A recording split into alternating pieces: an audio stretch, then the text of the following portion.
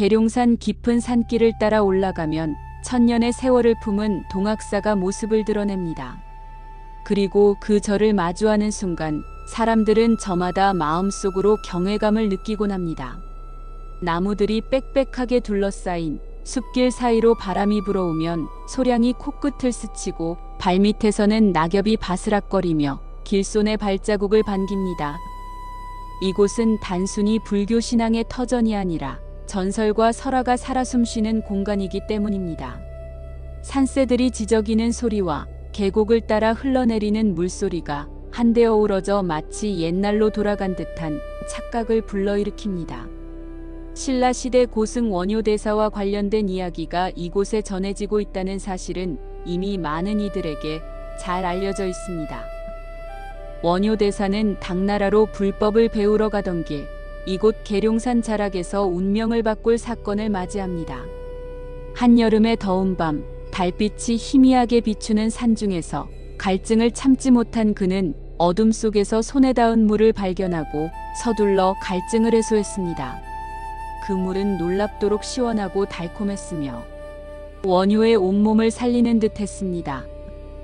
그러나 날이 밝아 주위를 살펴보니 그것은 다름 아닌 해골 속에 고여있던 썩은 물이었습니다. 그 순간 원효는 깊은 충격과 동시에 큰 깨달음을 얻습니다. 깨달음은 결코 멀리 있지 않으며 그저 내 마음속에 있다는 진리였습니다. 물소리와 바람결이 그 깨달음을 축복이라도 하듯 절벽 사이에 울려 퍼졌습니다.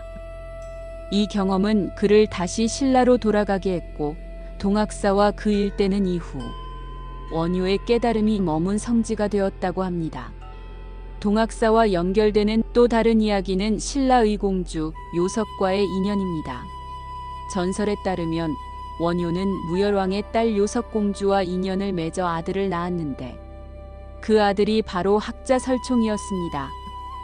설총은 우리 역사에서 중요한 학문적 성취를 남긴 인물로 기록되어 있습니다.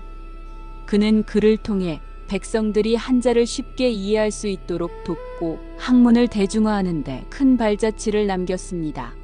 결국 이 이야기는 동학사가 단순한 종교적 공간을 넘어 학문과 사상 그리고 가르침의 뿌리와도 이어져 있음을 암시합니다. 요석공주가 머물렀다는 정각에는 여전히 은은한 향내와 함께 옛날 여인의 숨결이 배어있는 듯하고 바람이 스쳐 지나갈 때마다 이야기가 속삭이는 듯한 기운이 감돕니다. 누군가는 이 설화를 신화로 여길 수도 있겠지만 오래도록 구전되어 온 만큼 그 속에 담긴 의미와 상징성은 분명 오늘날에도 유효합니다. 원효와 요석공주 설화는 인간적이고 현실적인 이야기로 사람들에게 전해지고 있으며 동학사에 오르는 이들에게 삶과 인연의 의미를 되새기게 합니다. 그리고 동학사 이름의 기원에는 또 다른 전설이 깃들어 있습니다.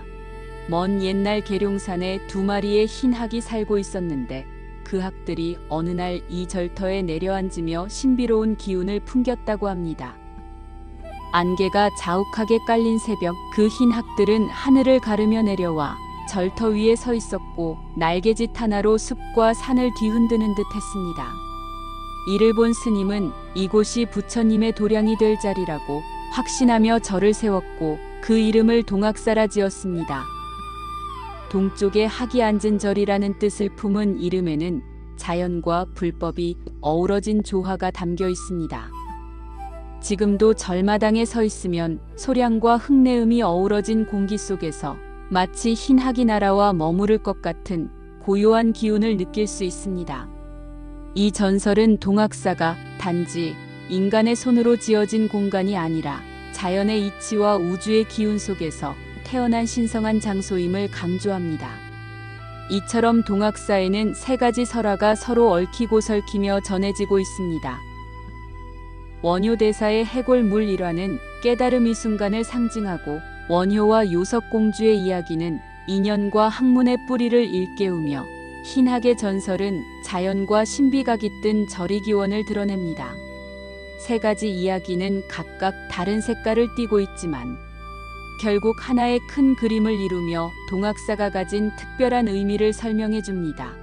계룡산의 숲길을 걷다 보면 이 모든 이야기가 바람결에 흩날리듯 전해지는 듯한 느낌을 받게 됩니다.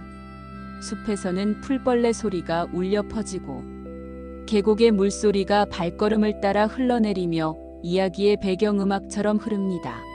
나그네가 절을 찾는 이유는 단순히 불상을 참배하기 위해서만은 아닙니다. 이곳에 깃든 이야기와 전설 속에서 삶의 방향을 찾고 자신만의 깨달음을 얻기 위해서입니다. 그래서 동학사를 찾는 발걸음마다 전설은 다시 되살아나고 그 이야기는 끊임없이 이어지고 있습니다.